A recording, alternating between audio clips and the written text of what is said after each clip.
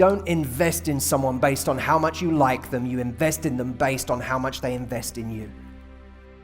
That time, that value you should put in should be expensive. It should come at a high cost. And the cost is, I'm willing to give you the world as long as you meet me there. Pay very close attention to whether this person is bringing you the same amount of value.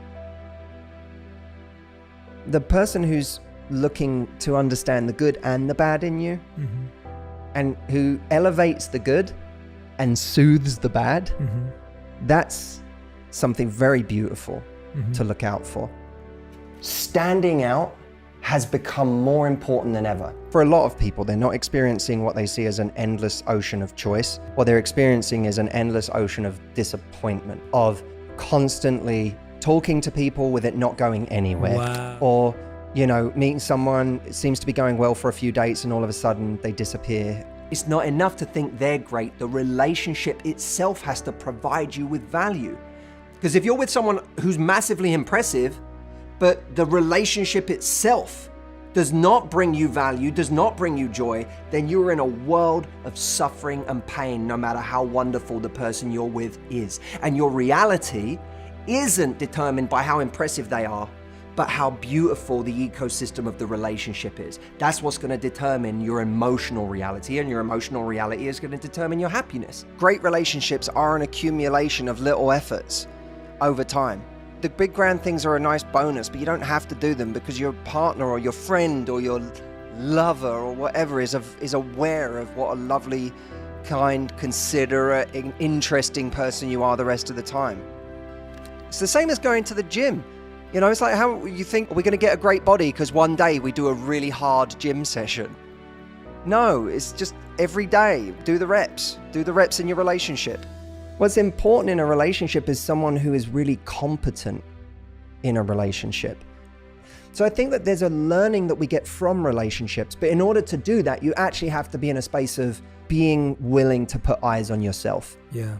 And in a constant student mindset, which most of us are not. We do go into relationships, a lot of us, thinking we know it all. We learned it all from our last relationship. It's a cliche, but there's always another level. There are so many levels to life, and it fascinates me. Great relationships should help heal past wounds in some way, because it's two people who make each other feel safe, feel loved. But what we can't do is blame someone for not being able to handle our weapons.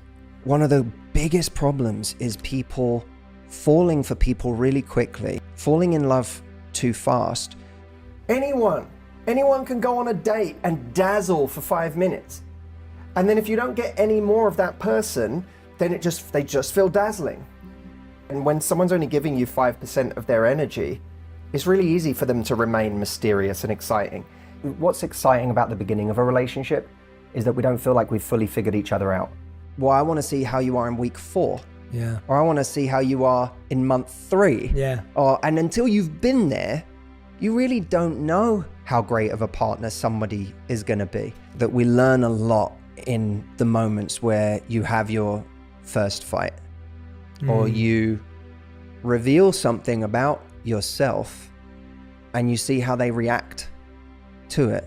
You can't know what this person is like in year 3 of a relationship. You don't know what that person is like in those stages. So thinking that you have all the answers because you've been on even 10 or 15 dates with this person and had a wonderful time is a fallacy, a fantasy.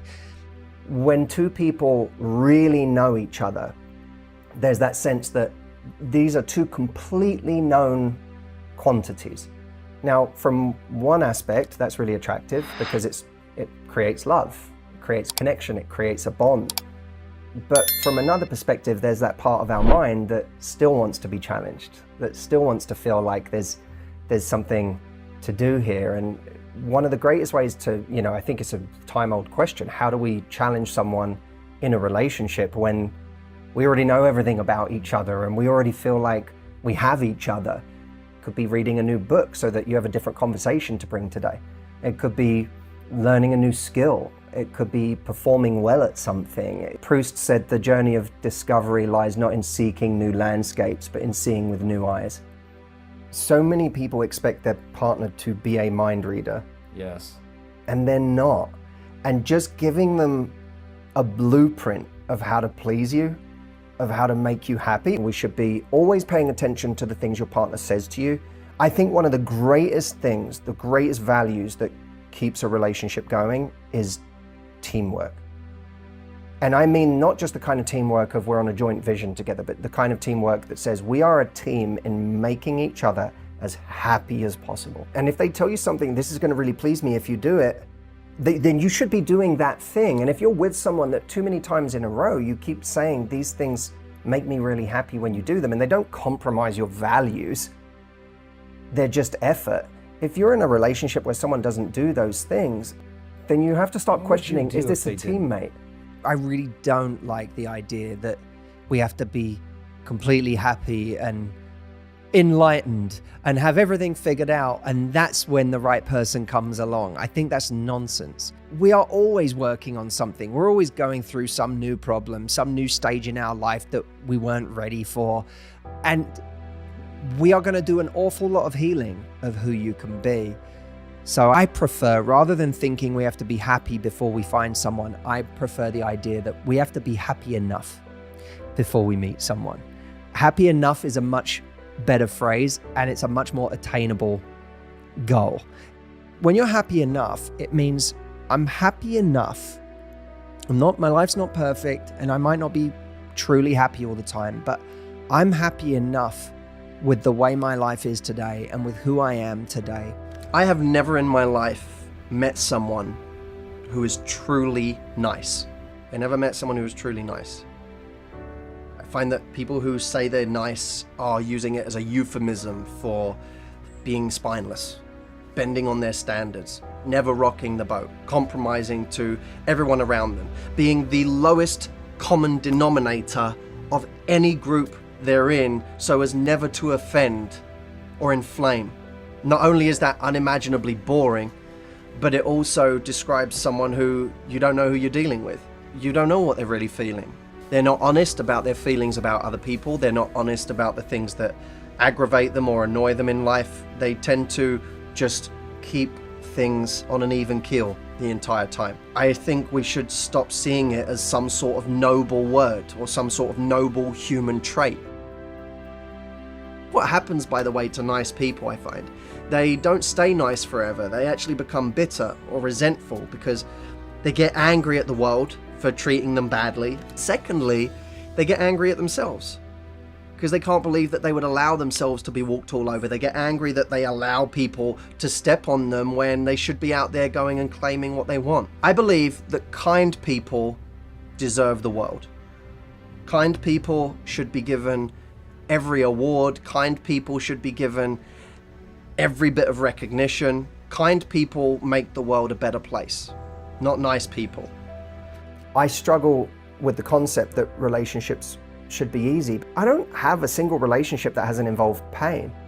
I believe our life gets better in direct proportion to the number of difficult conversations we're willing to have. The choosing of a right partner is one of the most important decisions that we will ever make. Love at first sight is this great myth that we're supposed to meet someone, know that they're the one, and then we invest in them because they're the one. And I think that often it works the other way around. You meet someone, yes, they have a lot of the qualities that you really want in a person. Yes, there is some initial chemistry, but then they become the one by what you invest in them and by what they invest in you. You create something special because you build it together. The problem is, if you're so fixated on worrying about whether someone is the right person, you never actually invest enough to get past the tipping point of feeling like you've got something incredibly special on your hands. The goal of any relationship shouldn't be that the other person lives up to this pedestal that we've put them on. The goal should be a real connection with who that person really is. My challenge to you, and I want to take up this challenge myself as well, because it's not easy. When someone does something that doesn't fit with your exact version of them, again, ask yourself that question. Do I want a relationship with my idea of them, or do I want a relationship with the them that actually exists. This one is going to create much more depth. Slight changes in mindset essentially change our entire lives. Every ounce of our success and the opportunities we get can be determined by millimeter shifts in the difference in our mindset.